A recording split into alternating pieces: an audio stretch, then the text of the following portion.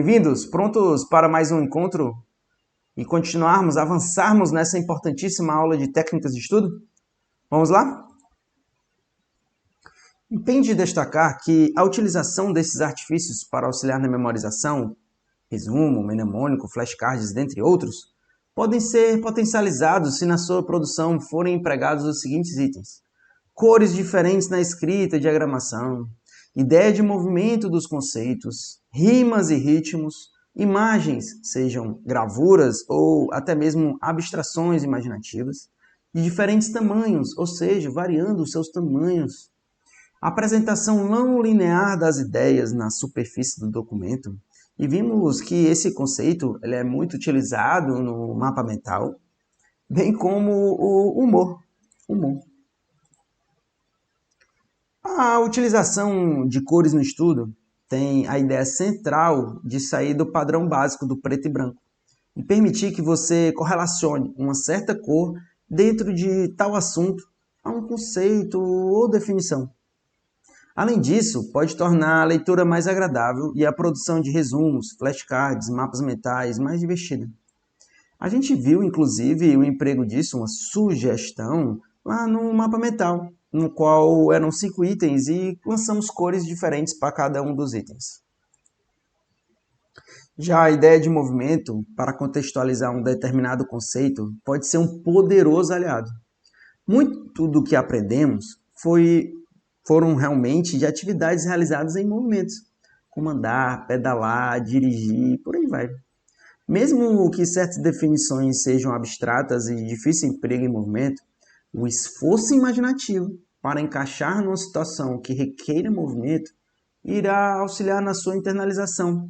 E depois, quando você estiver executando uma atividade, um exercício que explora aquele conceito, muitas das vezes você vai conseguir resgatá-lo de maneira mais fácil. E aqui temos um exemplo. Uma gravura no qual mostra uma expressão de variáveis físicas e abaixo temos a ideia de movimento. E muitas das vezes você vai conseguir resolver o exercício explorando essa ideia de movimento. A rima e o ritmo, para relembrar, se amoldam perfeitamente na técnica do mnemônico, mas seu uso não se limita nessa técnica. Veja que é mais suave se recordar de um conjunto de palavras que estão dispostas em rima do que um simples texto. Um texto seco, por assim dizer. Eu peço que você pense naquela ideia que é fácil cantar letras das músicas das quais mais gostamos.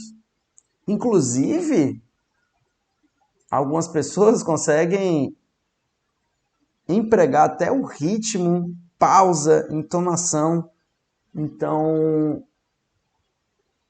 toda essa questão de palavras, mais ritmos, rimas, fica mais fácil de relembrar, fica gravado, internalizado mais fácil. Isso é muito claro com músicas, mas pode ser empregado para o estudo. Provavelmente você já deve ter visto algum vídeo de um professor que fez uma música para recordar os principais pontos de uma matéria. Infelizmente, o uso de rimas e ritmos para recordar não é muito utilizado após o ensino médio.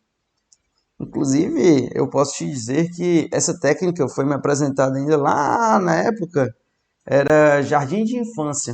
Hoje em dia é infantil, 1, 2, aí depende do lugar, né? Mas assim, pode ficar tranquilo que eu não vou cantar nenhuma música aqui não. Mas isso já foi expresso para mim desde criança. Acredito que com você também. Sendo que o tempo foi passando e as pessoas simplesmente vão deixando de empregar essa técnica. Mas, para alguns pontos, eu gostaria de dizer que no seu repertório de ferramentas para estudo, deixe lá e lembre-se que é possível empregá-la em alguns cenários. Vamos seguir? Já as imagens têm o poder de explicar facilmente cenários que centenas de palavras não conseguiriam expressar todo o seu significado. O uso de imagens é bem comum em alguns ramos do estudo humano, como, por exemplo, urbanismo, arquitetura, medicina e engenharia. Muito difícil alguém conseguir dizer exatamente qual o nome dessa área, dessa fração, do pedaço do corpo humano, esse dente que está em tal local, enfim, com uma imagem, puxando setas, fica muito mais fácil de expressar. Além disso, a correlação de croquis e mapas, cartas, fica muito mais fácil também. Fácil ver nessas áreas, mas ela pode ser empregada em outras também, pessoal, outras. Outros ramos do conhecimento não empregam em larga escala esse recurso.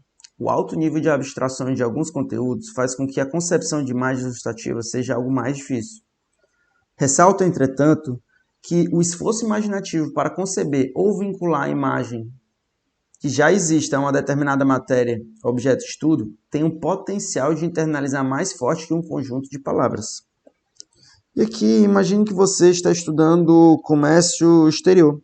A parte lá de tributação da mercadoria ao chegar no porto. E aí você vê, consegue ter a ideia de uma embarcação mercante chegando no porto, descendo o container, a mercadoria sendo tributada e depois indo para o mercado consumidor. Dá a ideia de movimento e você consegue vislumbrar o que está acontecendo, a parte por trás. E fica mais fácil de lembrar ali realmente a matéria em si que você quer guardar, que é a tributação nesse exemplo. Ainda podemos falar sobre os diferentes tamanhos das imagens. Nossa memória tende a ser mais aguçada naquilo que é exagerado. No caso de emprego para o estudo, mudanças nos tamanhos das imagens para que pareçam mais exageradas poderá auxiliar na memorização. Então, variações imaginativas de imagens correlacionadas fazem com que você acabe retendo, guardando e buscando quando necessitar, de maneira mais fácil. Os brasileiros estão acostumados a fazer leituras de uma superfície textual dispersa no documento de maneira progressiva, da esquerda para a direita, seguindo do topo para o fundo. Observe que é uma disposição linear do conteúdo. Esse arranjo é válido e realmente tem o seu valor, mas a gente já sabe que não é o único modo, não é? É importante saber que existem outras formas de expressar as informações. A quebra da rotina de apresentação das informações em lineares para outras formas chama a atenção do estudante e auxilia na memorização. Eu ressalto que a transmissão de grande quantidade de conteúdo normalmente vai ser feita de maneira linear. Tudo bem, não tem problema. Você vai pegar ali um livro maior que tem múltiplos princípios, conceitos, exemplos, demonstrações, jurisprudências, enfim. Acaba sendo muito conteúdo escrito. Então, realmente, a expressão, a transmissão vai ser linear. Esquerda para direita, de cima para baixo, que é o normal para o nosso idioma. Entretanto, alguns pontos que são mais importantes, alguns conceitos, eles podem ser expressos em gravuras ou, como estamos aqui a falar nesse momento, não linear. Veja, são as partes principais, os norteadores, os conceitos que se irradiam para todo aquele subsistema. Então, vai estar lá a parte linear e depois, novamente, a sua expressão de uma maneira não linear. A utilização de humor no estudo torna toda a jornada mais suave. Veja que não estou me referindo a uma abordagem de estudo despretensiosa e desatenta. De qualquer jeito só vai passando. Não é isso. A ideia é fazer quebras. Quebras no ritmo sério, de seriedade extrema. Então, alguns pontos vão ter uma descontração e um contraste de expectativa dentro do próprio assunto. E aí vai gerar um humor naquele receptor da informação. A ideia não é um estudo de qualquer jeito, como já foi falado, mas sim a quebra de expectativas que geram humor. Isso faz com que lá na frente, quando você for buscar aquele conhecimento, você lembra que foi engraçado, lembra do porquê foi engraçado e como está dentro do contexto do conteúdo, faz com que você acerte aquele ponto que está sendo demandado ou simplesmente você consegue reter aquele conceito. Peço que observe que todos os itens descritos podem ser utilizados separadamente ou de modo combinado. Eles não compõem uma disjunção exclusiva. Isso é, para usar um, não precisa excluir o outro.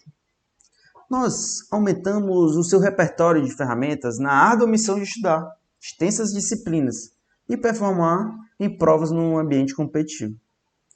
Eu recomendo com veemência que você teste todas essas técnicas.